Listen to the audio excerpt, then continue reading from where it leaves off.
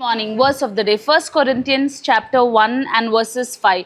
For in him you have been enriched in every way with every kind of speech and with all the knowledge. Amen. దేవుని యొక్క వాక్యం ఏం సెలవిస్తుంది అంటే దేవుడు మీకు ఆయన సమస్త ఐశ్వర్యాన్ని మీకు ఇచ్చాడు అని వాక్యం సెలవిస్తుంది. Hallelujah. So today I want to tell you, మనకేమీ లేదు అని మనం అనుకుంటాం, కానీ దేవుని యొక్క వాక్యం మాత్రం ఏం సెలవిస్తుంది అంటే మీరు క్రీస్తు యేసులో ఉన్న ఎడల ఏమవుతుంది అంటే సర్వ ఐశ్వర్యం అంట దేవుడు మీకు ఇచ్చాడు అని వాక్యం సెలవిస్తుంది. Let it be in speech and let it be with all knowledge. అంటే మీకు జ్ఞానముని బుద్ధిని దేవుడు నిండుగా ఇచ్చాడు అని వాక్యం సెలవిస్తుంది. So I encourage you, let not the world define you. లోకము మీరు ఎవరై ఉన్నారు అని చెప్పనివ్వకండి, కానీ పరిశుద్ధ గ్రంథము మాత్రం ఏం చెబుతుంది అంటే దేవుడు మీకు గ్రేట్ నాలెడ్జ్ని ఇచ్చాడంట, దేవుడు మీకు గ్రేట్ స్పీచ్ ఇచ్చాడంట. So whatever you speak, whatever you do అభివృద్ధి చెందుతుంది అని వాక్యం సెలవిస్తుంది. So no one thing for sure, ఏంటి అంటే మీరు దేవుని యొక్క మొత్తం